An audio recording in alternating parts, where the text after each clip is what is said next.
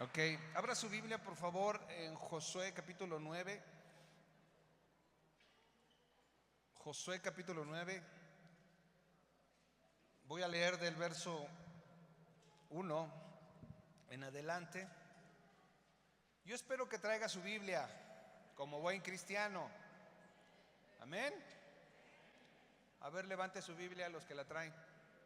Ok, muy bien, muy bien. Gloria a Dios.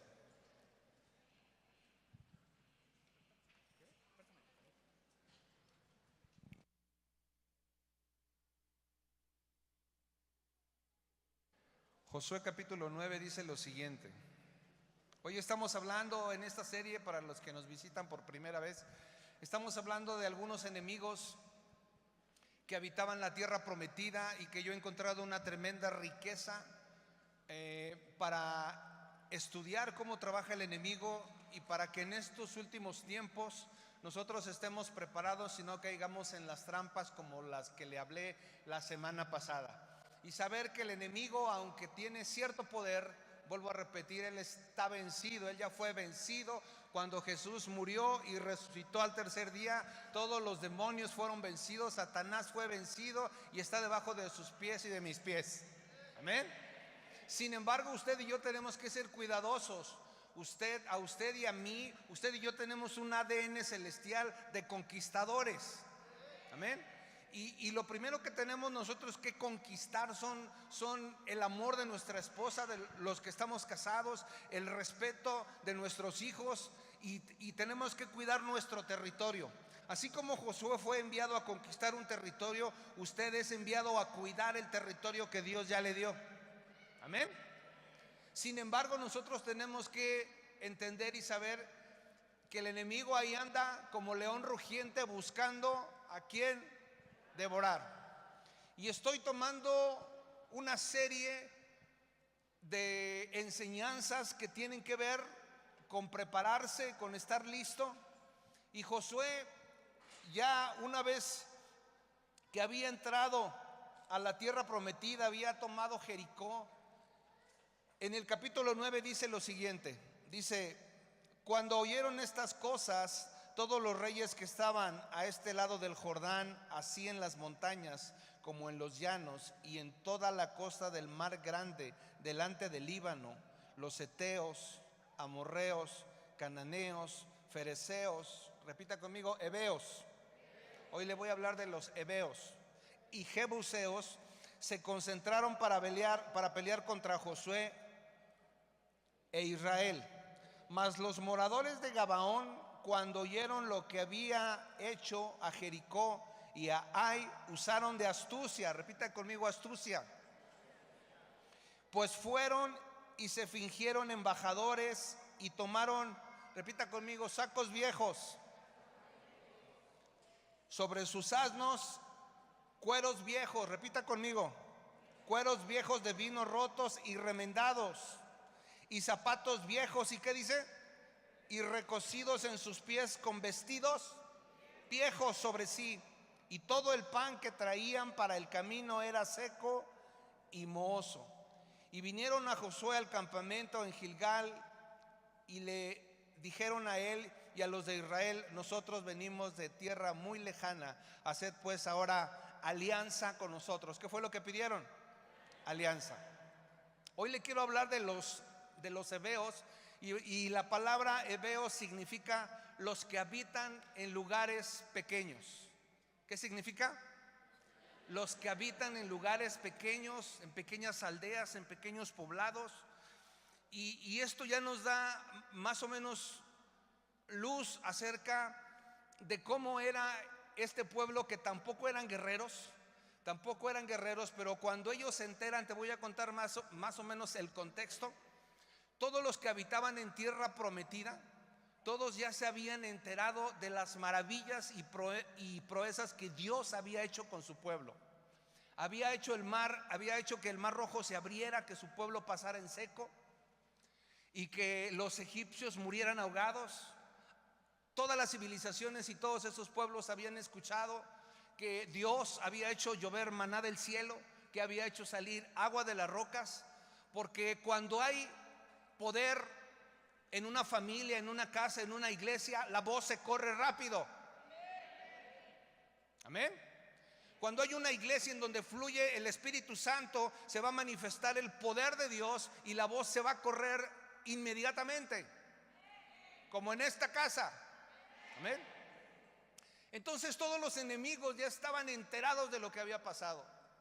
Y lo más reciente que habían escuchado es que Jericó, la ciudad más segura de toda la tierra prometida, el Dios Todopoderoso había hecho que los muros cayeran con sonidos que provocaron que esos muros de ancho de 2 metros fueran derribados y el pueblo de Dios entrara y conquistara y matara a los habitantes de Jericó.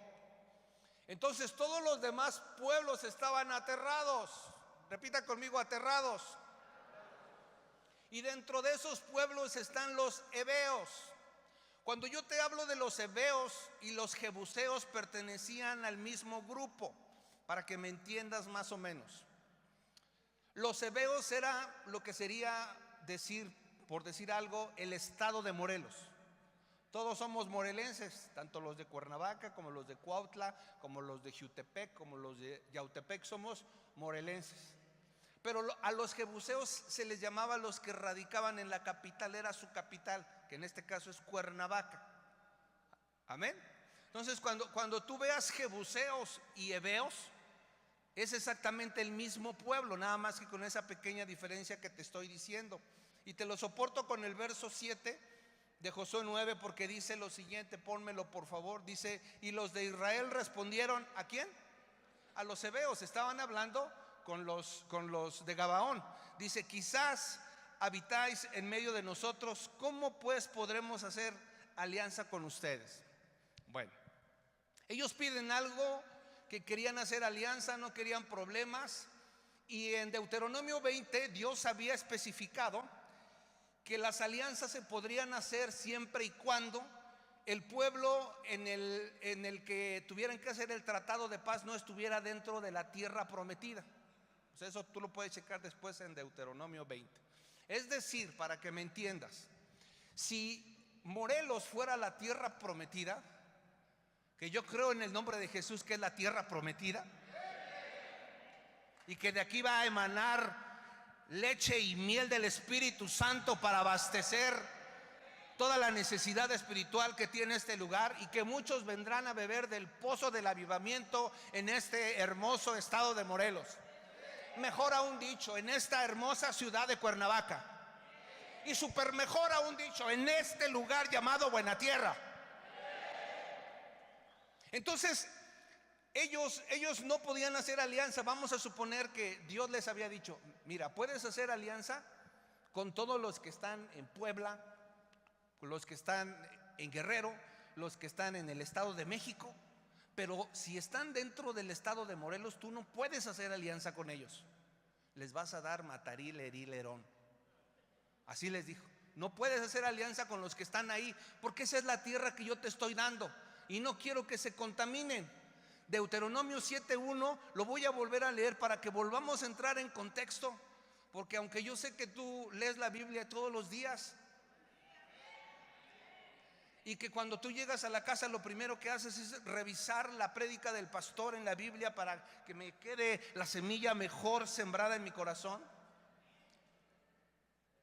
y que luego ves las prédicas 1, 2 o 3 veces en la semana para que el rema de la semana quede bien sembrado ahí en tu espíritu.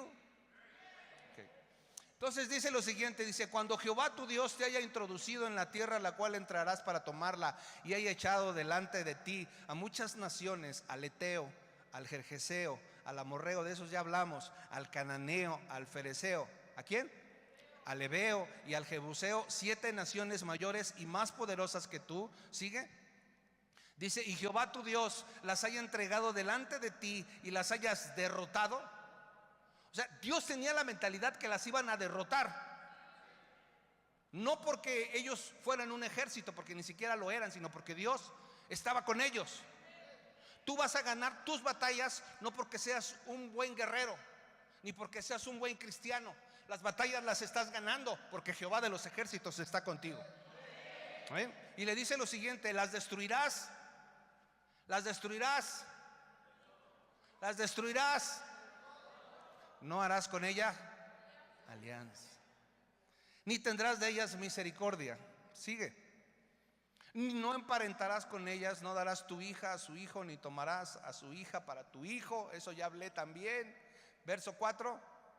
Porque desviará tu hijo de en pos de mí, y servirán a dioses ajenos, y el furor de Jehová se encenderá sobre vosotros y te destruirá pronto. ¿Me avisan si ya sirve este?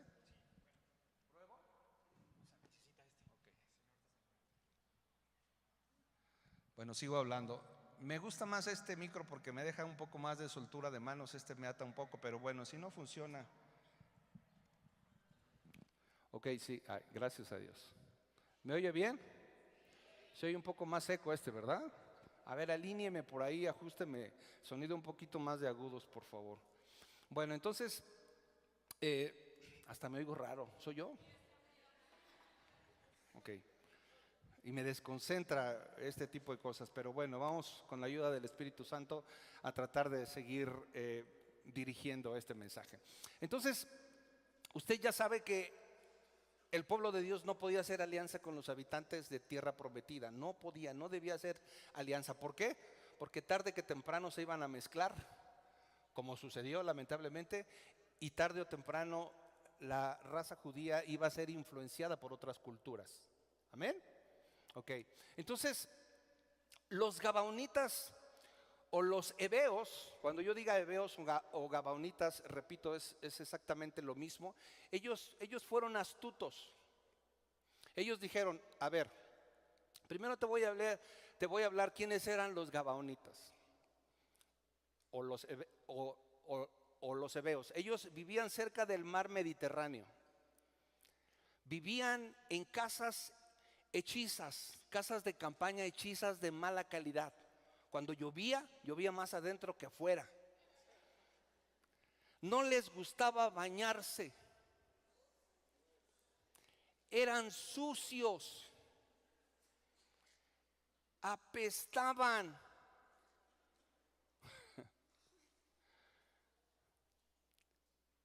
Comían muchas veces comida echada a perder. Y a mí me parece una ironía total, porque vivían ¿dónde? ¿Dónde habitaban? Vivían en la tierra más rica de todo el mundo. Y sin embargo vivían como miserables. Este mensaje se llama ricos viviendo en miseria. Aunque eran cochinos, bueno, es más, mira, para no estarte hablando tanto sobre quiénes eran y cómo vivían, porque es importante que tú sepas que no eran guerreros, que vivían mal, les gustaba vivir mal, tenían, si hoy fueran, es como, yo sé que todos los jóvenes y los hombres y las mujeres ahorita, si yo voy a sus casas, tienen sus recámaras, se pararon bien temprano, hicieron sus camas. La cocina no hay ni un solo traste sucio ahorita en la mañana.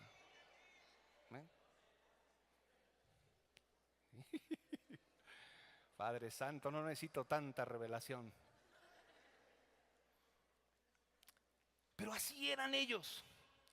Pero el día de ayer yo estaba en el centro y conocí a un heveo.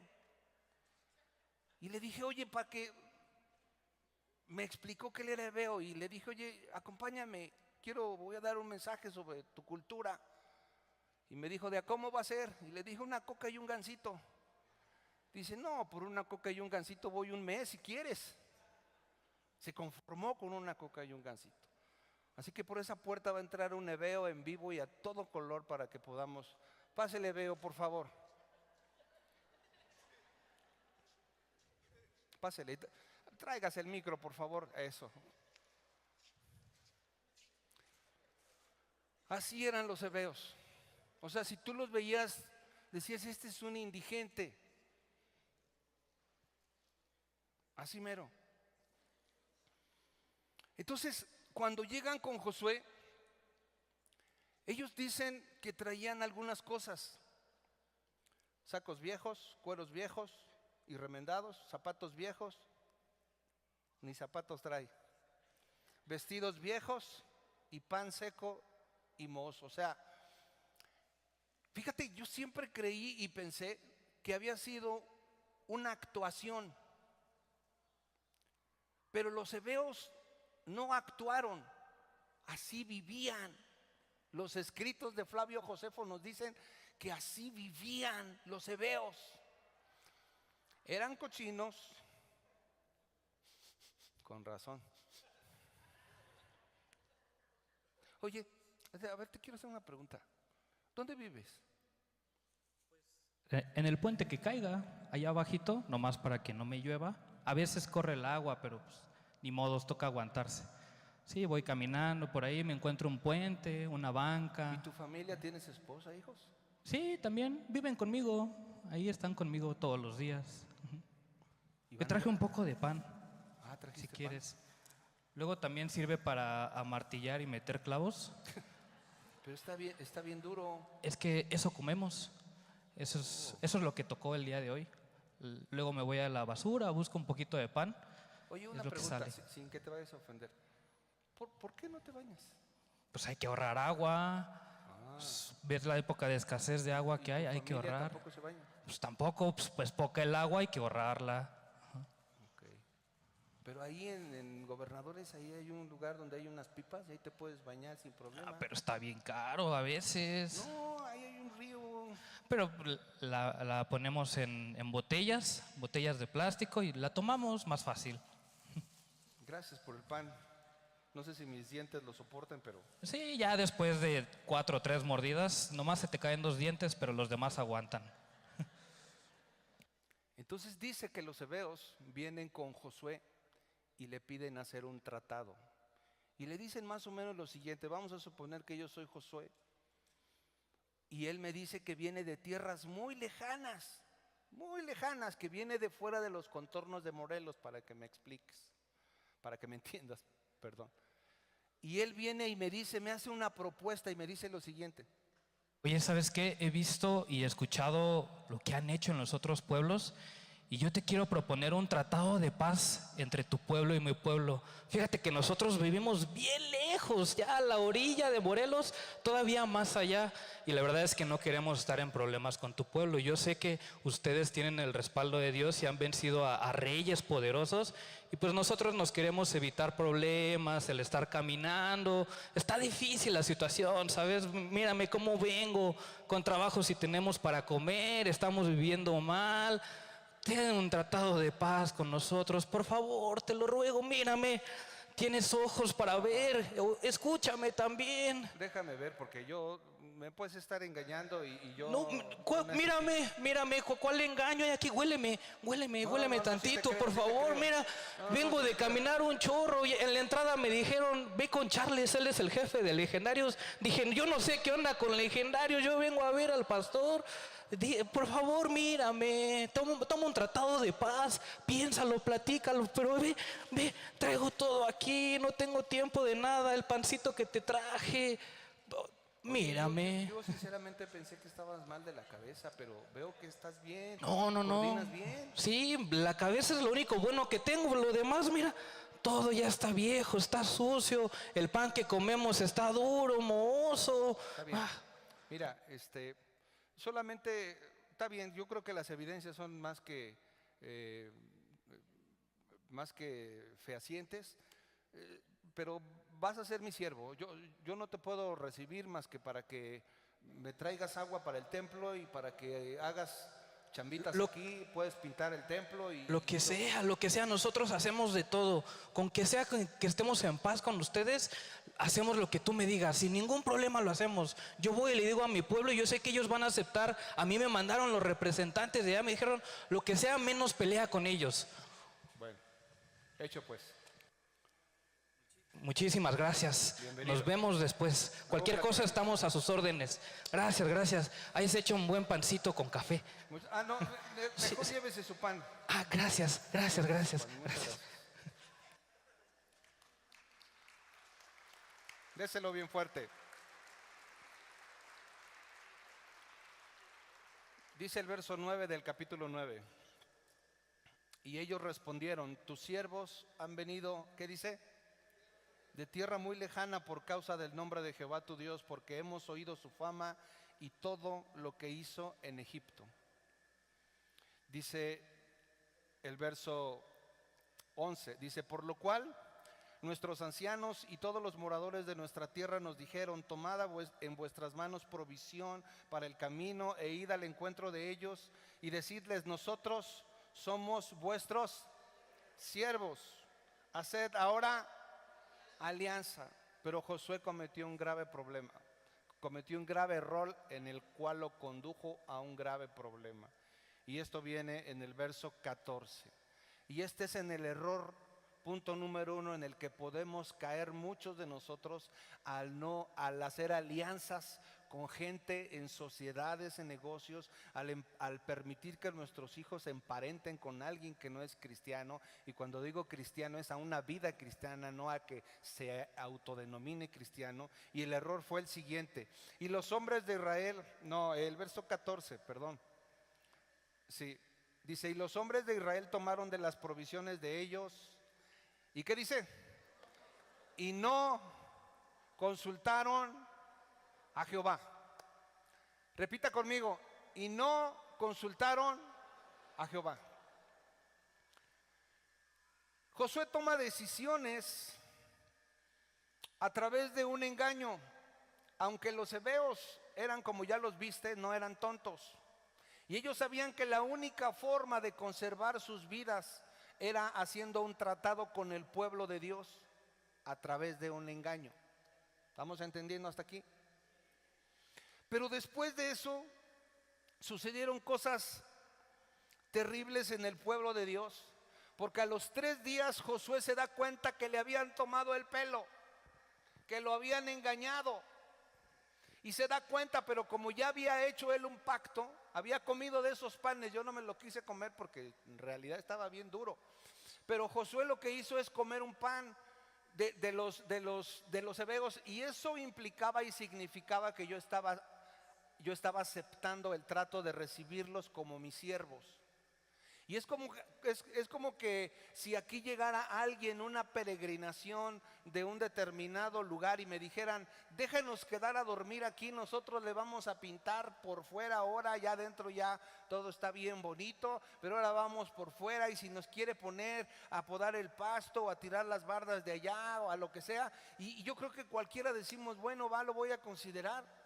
Pero uno no sabe, uno no le pregunta a Dios las decisiones o las consecuencias que puede haber. Y hoy te quiero hablar de ese espíritu que hasta hoy día nos puede estar persiguiendo.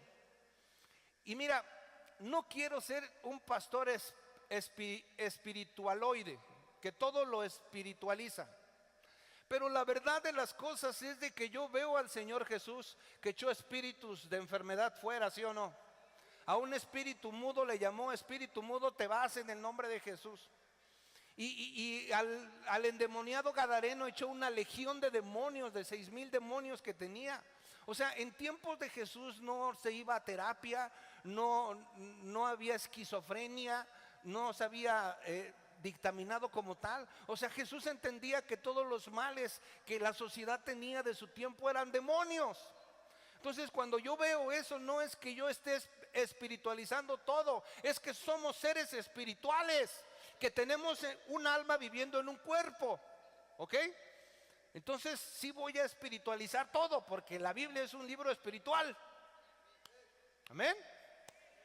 Y hoy quiero hablarte de algunas cosas que este espíritu ha venido a introducirse a nuestras iglesias, a nuestras familias, y hoy lo vamos a desenmascarar.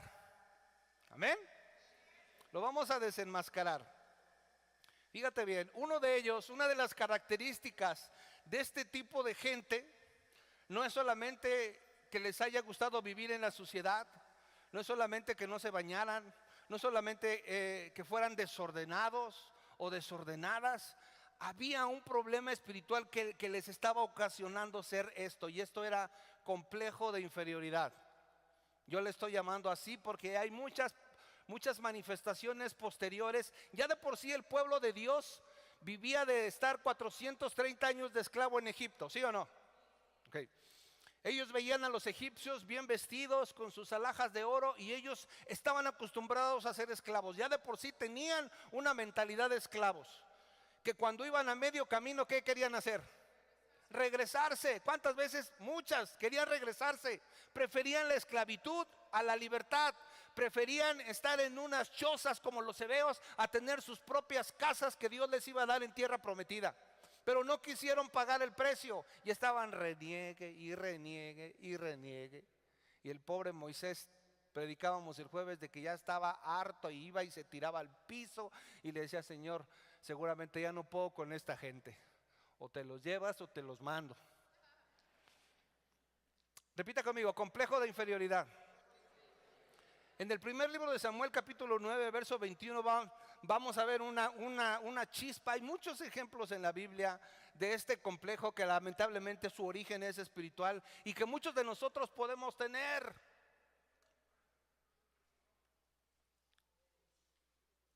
Pero que si hoy lo detectamos y reconocemos que lo tenemos, lo vamos a echar fuera en el nombre de Jesús. Había un joven llamado Saúl, que Dios era un hombre alto, guapo, le sobrepasaba la estatura a muchos, tenía porte de rey pues.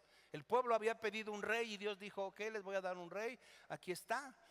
Tenía todas las características físicas para poder ser elegido como rey.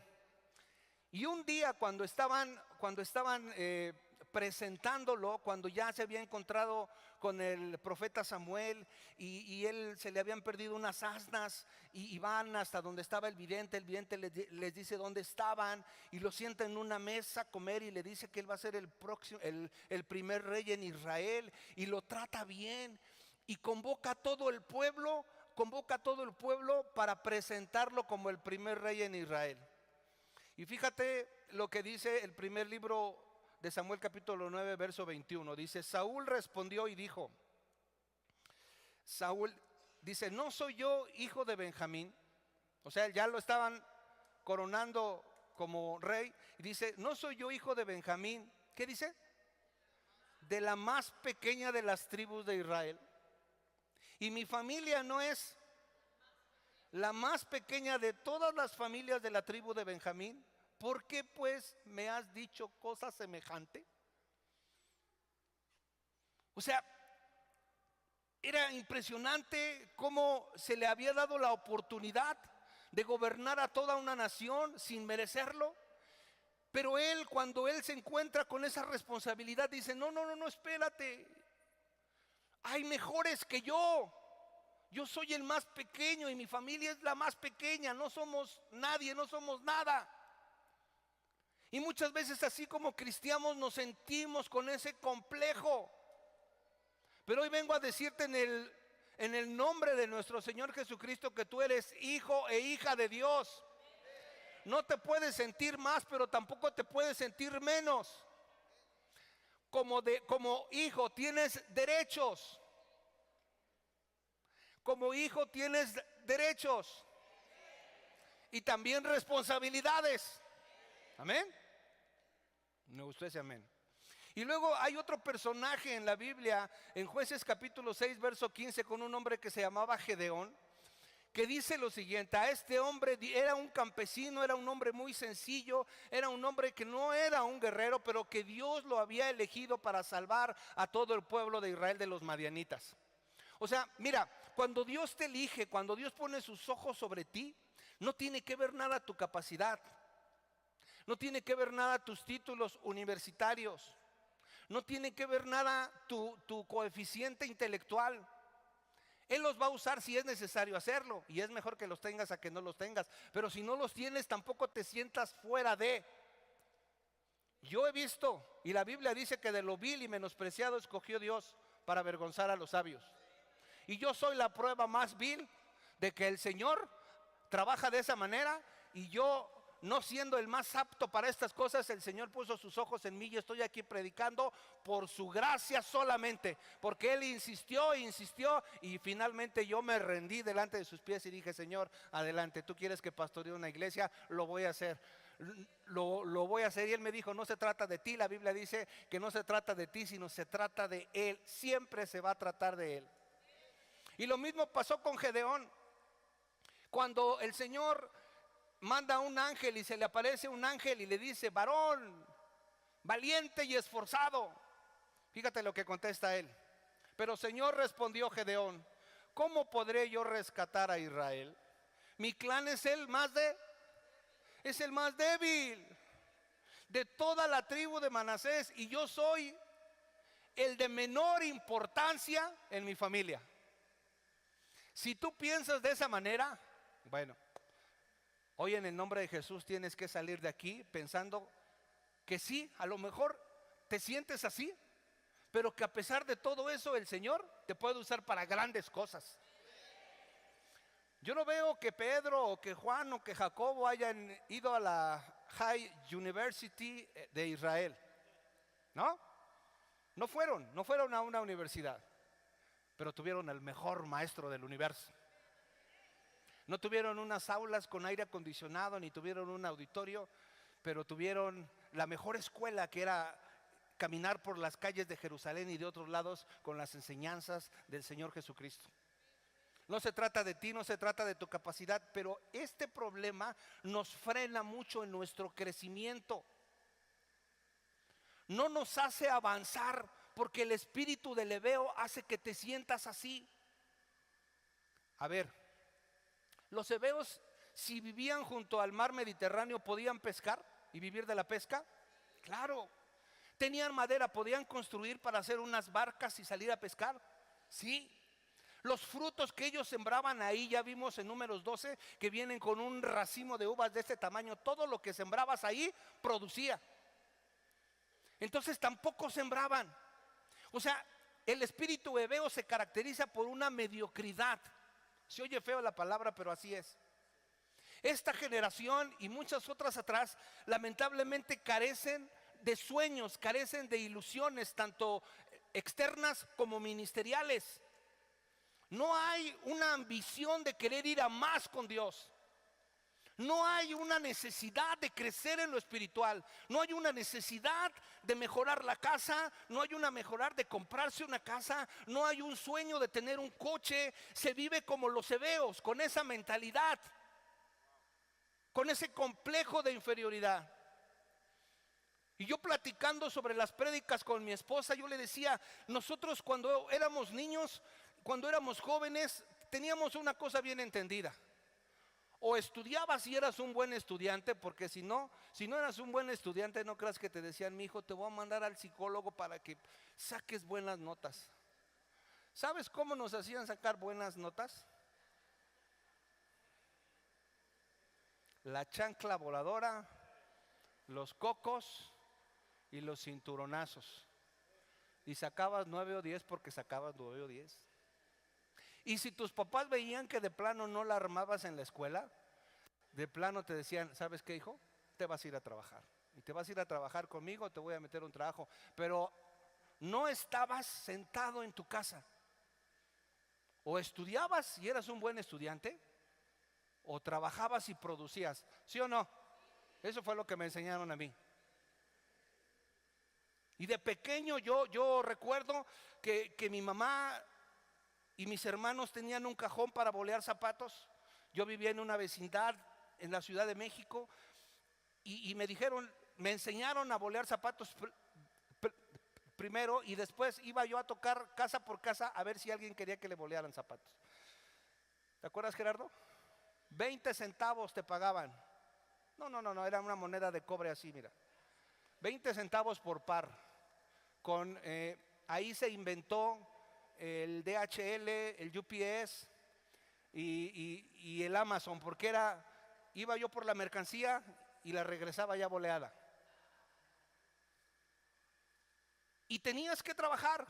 Claro que fui a la escuela después, pero desde pequeño me enseñaron a que tenía que trabajar y que tenía que dar una parte de mis ingresos porque había gastos que se tenían que pagar en mi casa.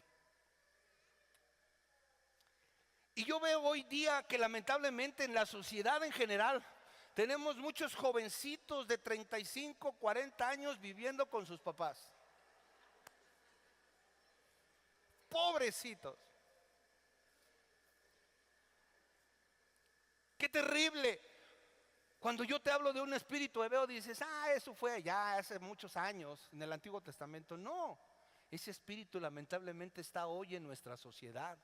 Y tú lo tienes que identificar. Y tú lo tienes que identificar y echarlo fuera y enseñarle a tus hijos un oficio. Enseñarle a tus hijos a que tienen que ser buenos estudiantes. Y que tienen que tener sueños y propósitos en su vida. Amén. Y yo le preguntaba al Espíritu Santo, a ver, enséñame por qué esta gente que estaba en el lugar donde había tantos recursos económicos y naturales, ¿por qué les gustaba vivir en la miseria? Y el Señor me dijo, es un problema espiritual, por eso no quería que mi pueblo emparentara con ellos. Pero sin embargo Josué comete un grave error de dejarlos entrar. Y con el tiempo se mezclaron lamentablemente con su pueblo y empezaron a pasar. Estas historias que te estoy leyendo fueron años después, muchos años después de que Josué les había dado acceso. Y empezaron a emparentar lamentablemente, y esos códigos genéticos empezaron a mezclarse. Y ya empezó a nacer una nueva generación de judíos con una parte pequeña o grande, pero del espíritu del hebeo. Y que hoy lamentablemente puede estar en nuestras iglesias. Yo no sé cómo seas, yo no sé cómo estés en el área económica, yo no sé cómo estés en el área espiritual, pero tenemos un Dios que siempre nos quiere llevar a más. Siempre nos quiere llevar a más. Y hay un ejemplo de un hombre que se llamaba Eliseo, que mientras fue alumno de su maestro que se llamaba Elías, una vez le pidió algo a su maestro, para que veas que había un tipo que ambicionaba, porque no es malo ambicionar, no es malo ser ambicioso, especialmente en las cosas espirituales, especialmente en las cosas que tienen que ver con Dios, porque cuando tú ambicionas lo de arriba, lo de abajo está resuelto. Cuando tú buscas las cosas del reino de los cielos, el sustento de abajo está resuelto. Y a mí me encanta este tipo, porque cuando su maestro le hace una pregunta, primero le dice Eliseo, ¿sabes qué? Voy a ir a determinado lugar, quédate aquí, espérame, aquí es una orden. Y Eliseo le dice, no te voy a dejar, no, ni creas que te voy a dejar. Y ya, se va Elías y le dice otra vez, por favor, quédate aquí, yo tengo que pasar el Jordán y tengo que hacer esto. Y le dice Eliseo, yo no me voy a ir, no te voy a dejar. Hasta que le hace una pregunta en el verso 6 del primer libro de Reyes, capítulo 2, verso 6, perdón. Primer libro de Reyes, capítulo 2, verso 6. Y le hace esta pregunta. Y Elías le dijo, está bien ahí, dice, tú pues harás, primero de Reyes, no, perdóname, es el segundo libro de Reyes, perdón, yo me equivoqué. Segundo libro de Reyes, capítulo 2, verso 6. Y dice lo siguiente.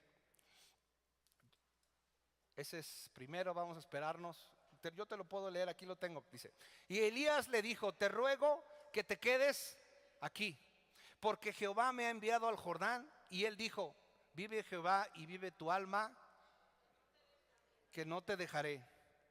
Fueron pues ambos. Y luego dice el verso 7. Y vinieron 50 varones de los hijos de los profetas y se pararon delante de lejos, y ellos dos se pararon junto al Jordán. Amén. Y luego dice el 9. Quiero que te pases al 9 de una vez.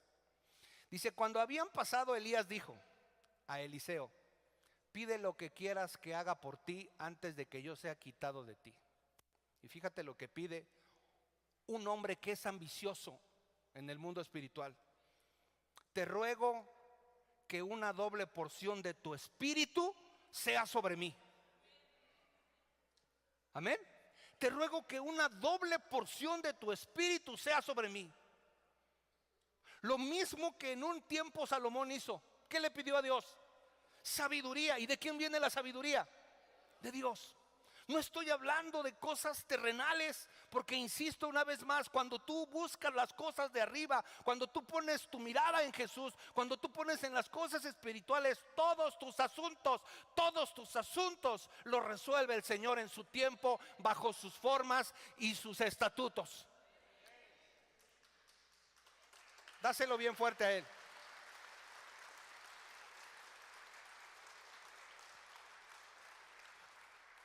Pero lamentablemente está el otro lado. Y otra cosa que es manifestada por el espíritu hebeo se llama pereza. En Josué 18, versos del 1 al 4, dice lo siguiente. Fíjate bien cómo cuando Josué ya está en tierra prometida y ya habían vencido prácticamente a la mayor parte de sus enemigos, ya nada más había que tomar el territorio. Fíjate lo que Josué observa de su pueblo. Dice: toda la congregación de los hijos de Israel se reunió en Silo y erigieron ahí el tabernáculo de reunión después que la tierra les fue sometida. ¿Seguimos? Pero había quedado de los hijos de Israel 7 tribus, de las cuales aún no habían repartido su posesión. Verso 3. Y Josué dijo a los hijos de Israel: ¿hasta cuándo seréis negligentes? ¿Sabes qué quiere decir la palabra negligente? Una de sus traducciones: flojo. ¿Hasta cuándo seréis negligentes para venir a poseer la tierra que os ha dado Jehová, el Dios de vuestros padres? Y hoy mismo el Espíritu Santo puede estar haciendo esta pregunta a su iglesia. 1, 2, 3.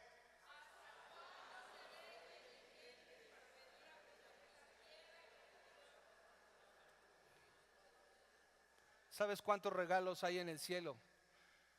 ¿Cuántos dones hay en el cielo que Dios quiere dar a su iglesia? Pero a la iglesia no le importa. A la iglesia sus ojos están puestos en la tierra, en lo terrenal. No pone sus ojos. No estoy hablando de ti en particular, estoy hablando de la iglesia en general.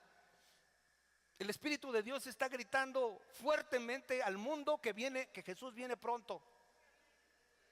Lo que pasó en Tailandia, el terremoto que hubo, donde más de 1,400 personas murieron y más de 3,500 están en hospitales, es un grito de que el Señor está llamando la atención a la gente para que ponga sus ojos en el cielo y no en la tierra. Amén. Y yo puedo ver aquí que el pueblo ya había hecho lo más complicado de vencer a sus enemigos, pero no habían tomado posesión de la tierra. ¿Sabes que lo más complicado ya lo hizo Jesús en la cruz del Calvario? Él ya ganó la batalla de las batallas. Y sin embargo tú y yo podemos estar sentados que alguien venga a poseer.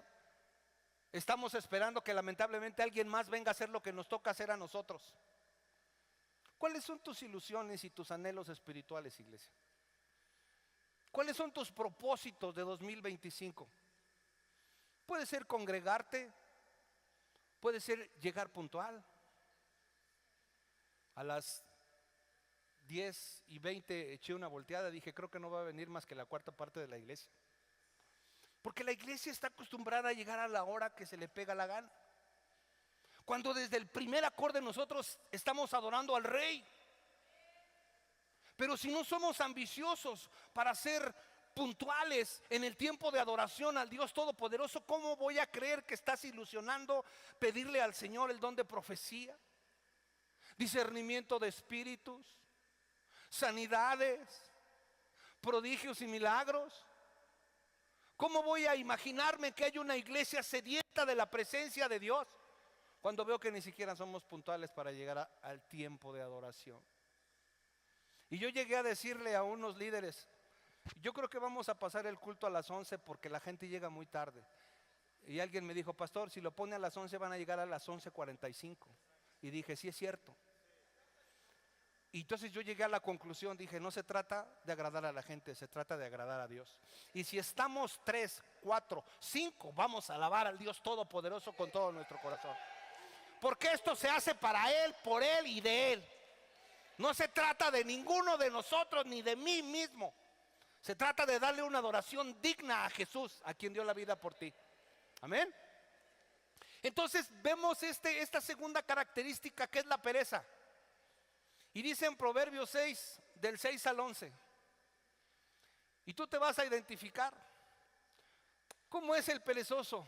Padre del cielo, Salomón lo describe de una manera perfecta y dice: ve a la hormiga, oh perezoso, mira sus caminos y sé sabio. ¿Cuándo has visto que a un ejército de hormigas haya una hormiga reina con un látigo diciendo: apúrese, cárguele bien, ya se le cayó la carga, alíñese, alíñese? ¿Cuándo has visto eso? Entonces, ¿por qué trabajan tan coordinadamente? Buena pregunta, ¿no? Porque ellas saben que tienen que guardar comida para el invierno. Y si no lo hacen, de ello depende su vida.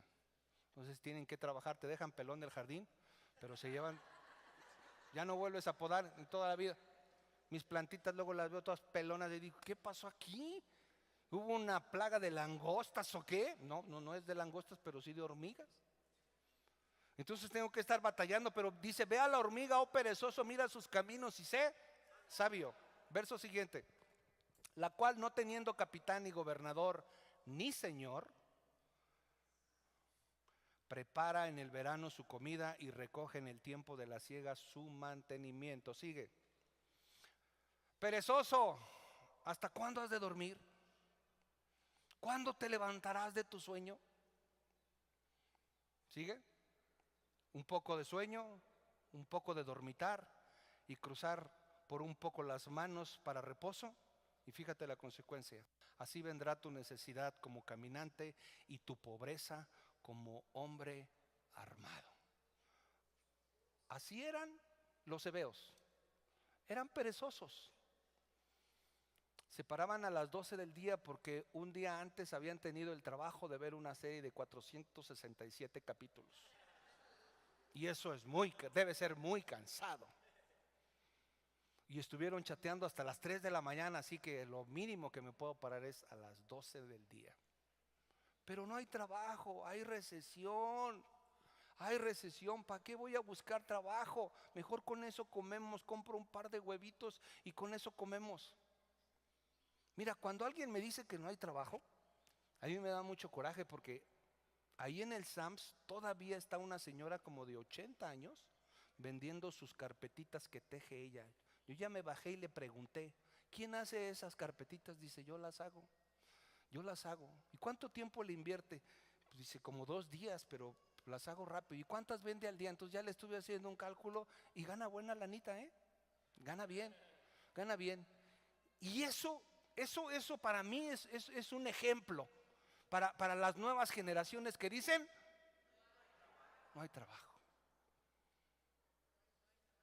Y luego mucha gente como yo no les compro, yo les doy: tenga, no quiero una carpetita, pero tenga, porque usted merece todo mi respeto. Estoy hablando de 2 mujeres que se ponen ahí como entre 70 y 80 años. Y cuando les das una moneda o les compras una servilleta para las tortillas, ellas te dicen: gracias, que Dios le bendiga y le multiplique. ¿Sí o no? ¿Quién las ha visto ahí? Y luego puedes ver a gente en el centro sin 2 piernas que están pintando, que están haciendo artesanías, que están haciendo muchas cosas. Y que yo soy muy platicador con la gente, me gusta platicar y quién te enseñó y cómo le haces y cuánto ganas. Pero no están quejándose. Dios nos dio la capacidad de poder crear. Recuerda que Dios es un creador. Y nosotros tenemos el ADN de Él, de poder crear. El hermano Mario se hace unas sillas bien bonitas que vende ahí en la avenida. Y un día le dije: hermano, ¿dónde estudió usted eso? Dice: no estudié. Puro en YouTube, ahí me aviento las enseñanzas, ¿verdad?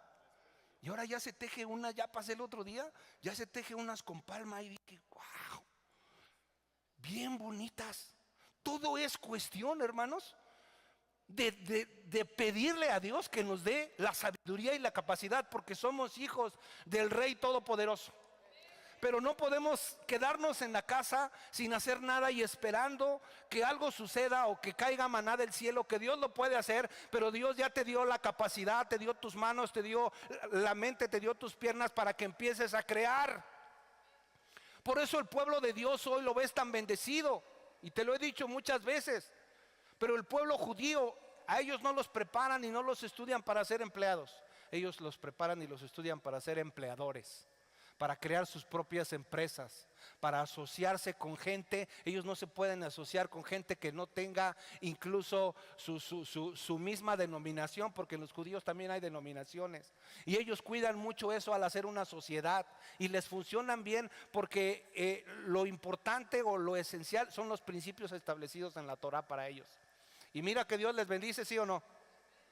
Entonces, esta mentalidad o este espíritu de pobreza o de pereza puede estar acabándonos, puede estar infiltrándose en nuestras iglesias, y después le decimos a Dios: Señor, ¿por qué no me bendices?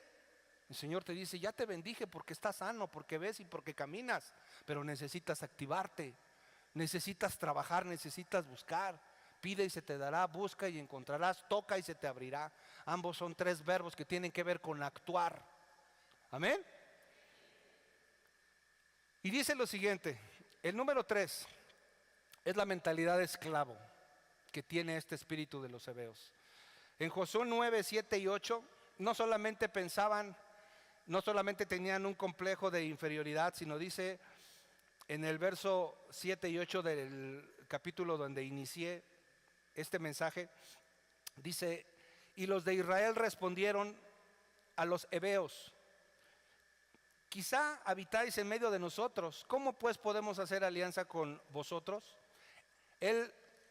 Ellos respondieron a Josué: nosotros somos, ¿qué dice? Tus siervos. Este último punto, que es la mentalidad de esclavo, es el que siempre vas a ser siervo y no te importa nada, cualquier trabajo, con tal de estar sirviendo siempre en la misma posición. Acuérdate que Jacobo se casó con dos mujeres. Una se llamaba Lea y la otra se llamaba Raquelito. Entonces trabajaba para un hombre que se llamaba, ¿cuántos años trabajó? 7 trabajó por una, 7 por otra, y se quedó trabajando 20 años. Pero un día dijo: ya estuvo bueno, ya te he dado a ganar mucho dinero, porque Labán sabía que la presencia de un hijo de Dios le traía bendición a él. O sea, tú portas una bendición que los creyentes no tienen. Perdón, tú portas una bendición que los no creyentes no tienen. Y eso Labán lo sabía perfectamente, por eso no lo quería dejar ir. Sabía que si él no le gustaba, acuérdate que él fue el primer chef en la Biblia, le gustaba cocinar, pero tuvo que aprender la ganadería. Y Dios le dio la bendición y sus ganados empezaron a multiplicar. Pero un día dijo: ya estuvo bueno de trabajar para Labán. Y le dio la media vuelta, le dio las gracias y se fue con sus esposas, porque dijo: ya es hora de que vea por mi casa. O sea, va a llegar un momento en que tú tienes que ver por tu casa. Amén. Va a haber un momento, y cuando digo casa, no solamente es tu casa, también es tu iglesia y también es tu crecimiento espiritual. Porque ¿dónde habita el Espíritu Santo? Dentro de ti. Y tenemos que ser una iglesia que multiplique. Tenemos que ser una iglesia que multiplique. La parábola de los talentos nos la dice bien claro. No es un anhelo mío. La Biblia dice que al que enterró el talento, ¿qué le sucedió?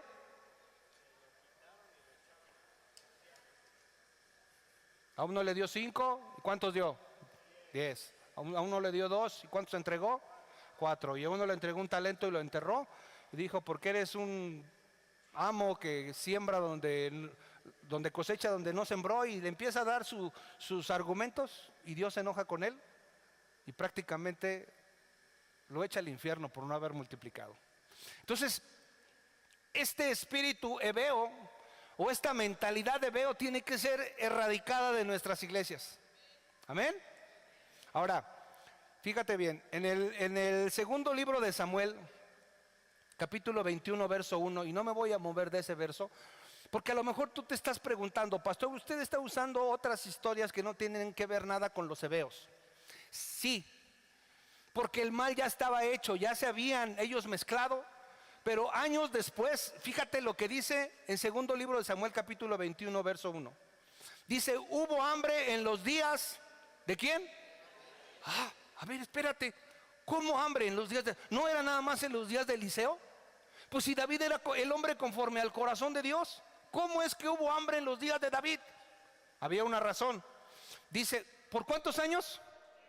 3 años, ¿qué dice?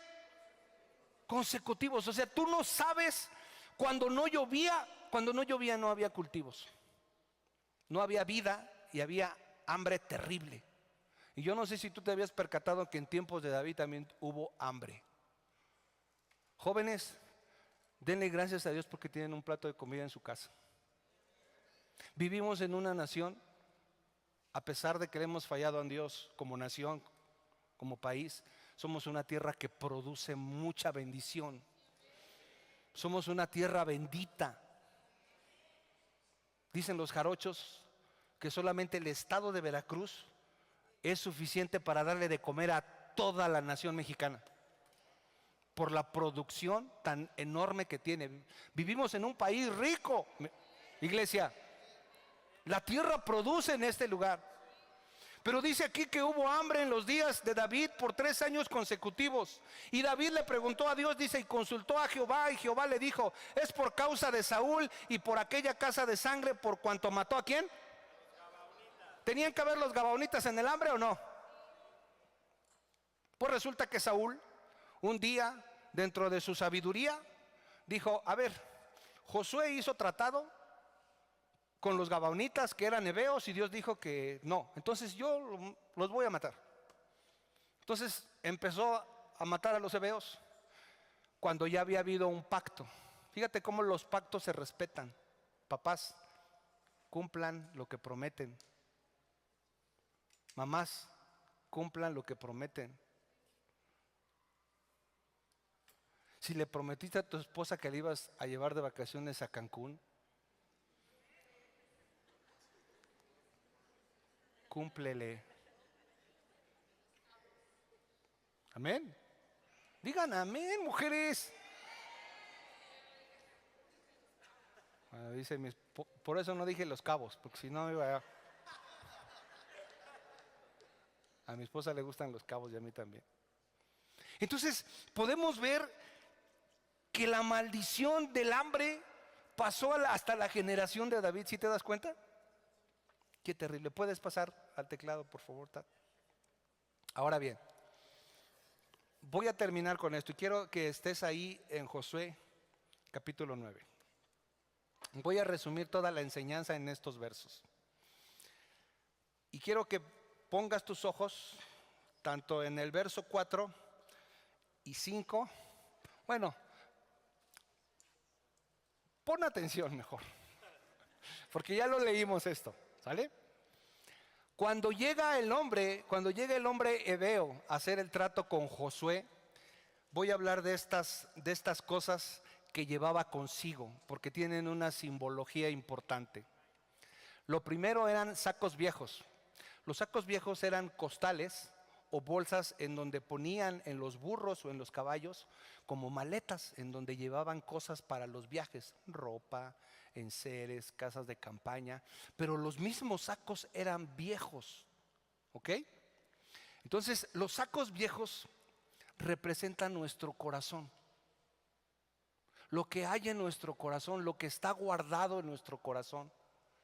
Si tú vives todavía con situaciones que sucedieron hace 2, 3, 5, 20 años y te sigue doliendo todavía, tienes un saco viejo. Si tú todavía sigues culpando a tu papá porque no te llevó a Reino Aventura de aquel tiempo y vives enojado porque no te llevó a Reino Aventura como te lo había prometido, tienes un saco viejo. Si tú vienes con culpabilidad, a pesar de que ya Dios te dijo que te ama y que te perdonó y que ya le pediste perdón, si tú estás viviendo con culpa, tienes un saco viejo. Y Dios no puede llenar algo que ya está lleno con cosas viejas. Dice en Ezequiel 36:26. ¿Qué te dije que representan los sacos viejos? Tu corazón. Pero mira la promesa tan bella que hace el Señor. Os daré corazón, no oigo, nuevo, y pondré espíritu nuevo dentro de ustedes, y quitaré de vuestra carne el corazón de piedra, y os daré un corazón de carne. Estaba profetizando acerca de nuestro Señor Jesucristo, que cuando Él iba a venir, iba a cambiar, iba a transformar los corazones, porque esos corazones los teníamos de piedra, tú y yo. Y si hoy estamos aquí es porque el Espíritu Santo nos ha hecho un trasplante de corazón. Amén.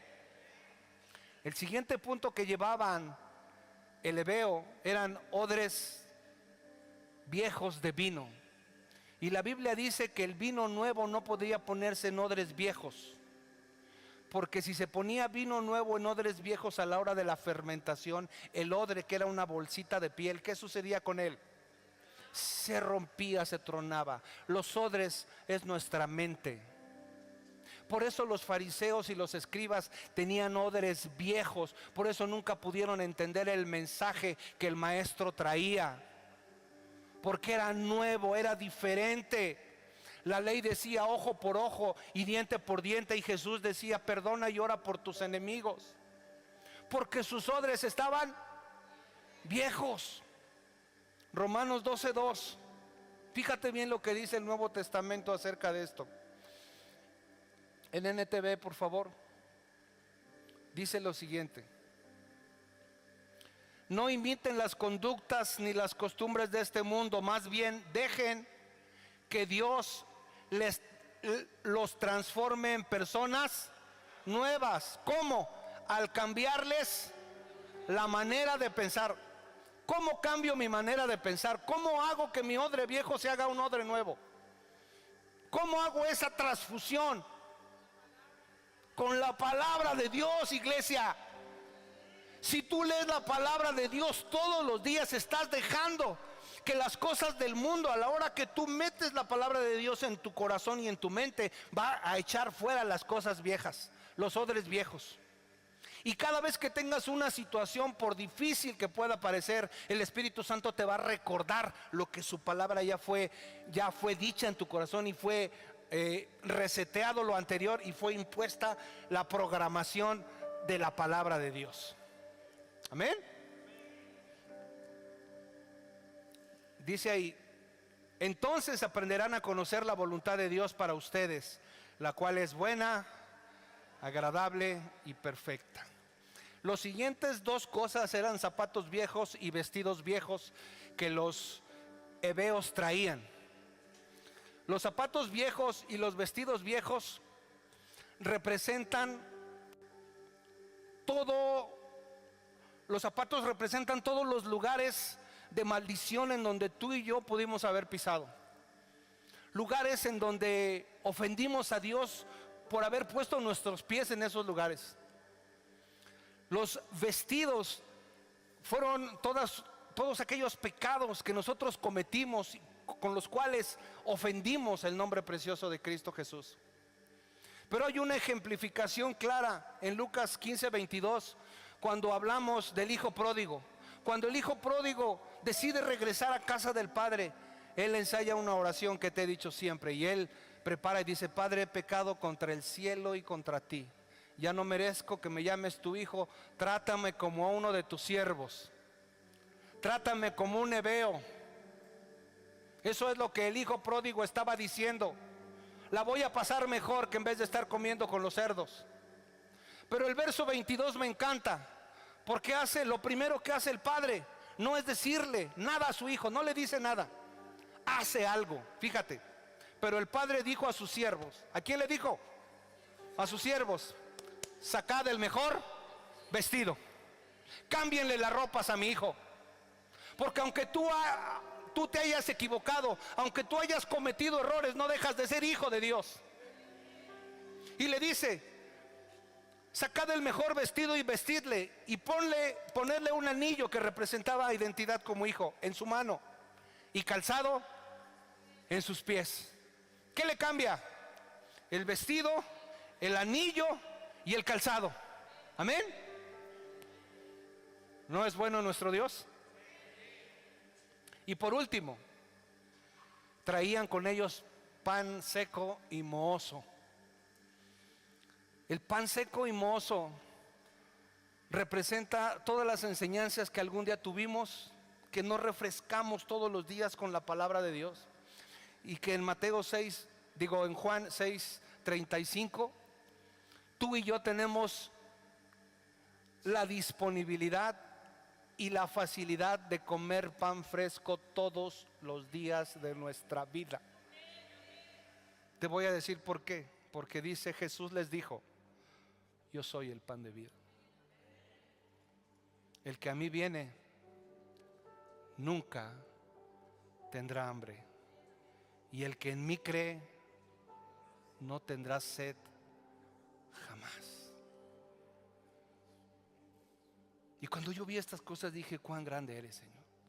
Ahora, hasta aquí yo te he hablado de los hebeos como un pueblo extraño, como un pueblo ajeno al pueblo de Dios. Pero la segunda cosa que te quiero decir es que los hebeos éramos tú y yo. ¿Sí o no? Bueno, voy a hablar por mí. Yo llegué así como este hebeo, sucio de pecado. Olía feo, porque el pecado huele feo.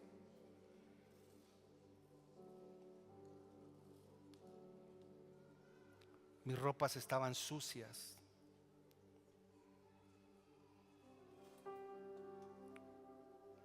Mi calzado estaba infectado, roto, feo. Comí pan podrido. Estuve estudiando cosas de metafísica y de cosas demoníacas que no debí de haberme metido en esas antes de ser cristiano, aclaro, porque según yo estaba buscando la verdad fuera de las religiones. Y la verdad no es una religión, la verdad es Cristo Jesús. Pero lo estuve buscando tanto en lugares en donde puse mis pies que me infecté más. Y eso somos tú y yo. El sacrificio de Cristo, porque el pueblo hebeo, aunque se incrustó con una mentira, nosotros fuimos incrustados por amor al pueblo de Dios. Nosotros no éramos pueblo, pero gracias al sacrificio de Cristo ahora somos conciudadanos de los cielos y miembros de la familia de Dios. Gálatas 4:7 dice: ya no son esclavos, sino hijos y herederos por medio de Jesucristo. Los hebeos siguieron siendo esclavos. Hoy tú y yo no somos esclavos.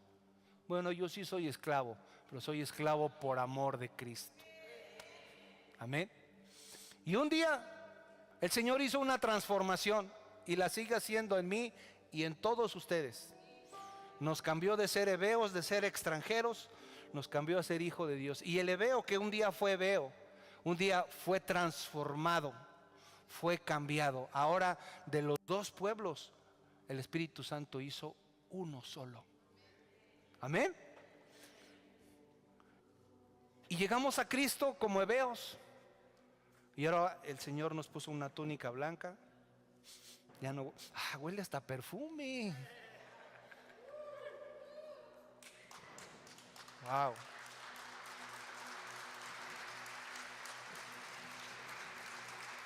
Grupo de alabanza, sube. Ya no soy esclavo del trabajo. Y mira, cada enseñanza de este tipo, Cristo está ahí. Yo lo veo en toda la escritura del Antiguo Testamento. El problema, por llamarle de alguna manera, es que Dios nos deja tan blancos, nos deja tan limpios y nos deja tan puros. Mira, Oscar, ven, ponte aquí. Vamos a suponer que este es un Ebeo nuevo, pero voltea para allá. Ponte aquí atrás. Pero él ya se arrepintió, él ya recibió a Jesús como su Señor y su Salvador. Él era un Ebeo, ya no es. Pero todavía huele medio feito. Entonces el padre lo que hace es que para ver a Oscar, primero tengo que ver a Orlando. Cuando Dios te ve a ti, ve a Jesús y te ve hermoso, te ve hermosa. Dice, wow, qué rico hueles, qué bien te ves, hijo mío. Porque Cristo nos limpió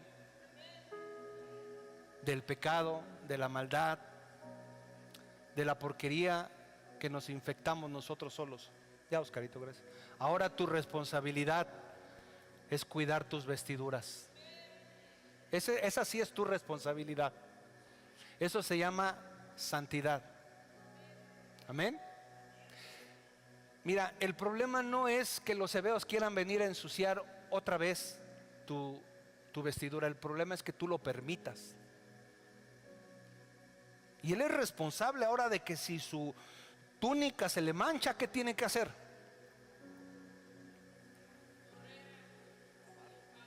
Lavarla. Cuando nos equivocamos, el problema no es que nos equivoquemos, porque no somos perfectos. El problema es que nos quedemos sumergidos ahí en los pantanos de los que te hablé la semana pasada.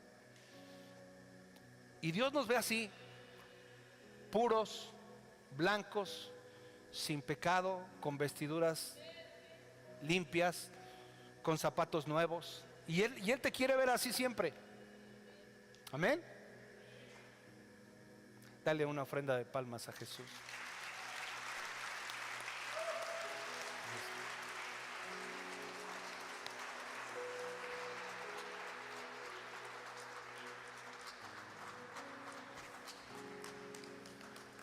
Gracias. Y yo no sé tú, pero a veces es necesario recordar de dónde nos sacó el Señor. Porque venimos de todo eso. Venimos de esa mediocridad espiritual. Venimos de esa miseria espiritual. Venimos de esa pobreza, de esa suciedad. Pero el Señor con su sangre preciosa nos limpió, nos curó las heridas y hoy estamos aquí por Él y para Él. Ya no eres un hebeo, eres un hijo e hija de Dios. Y eso merece adorarle, eso merece decirle, Señor, muchas, muchas gracias. El Señor viene pronto, iglesia. Y es tu responsabilidad, insisto, que tus vestiduras estén limpias. Deja toda pereza espiritual. Busca a Dios más que nunca. Busca en intimidad la presencia del Espíritu Santo. Y yo te aseguro que si tú buscas a Dios todos los días,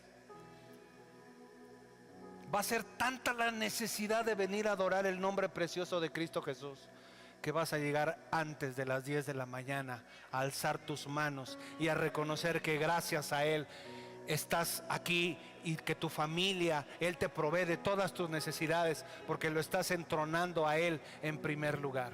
Amén. ¿Por qué no te levantas y alabamos al Dios Todopoderoso, al Dios que te sacó de la suciedad del pecado?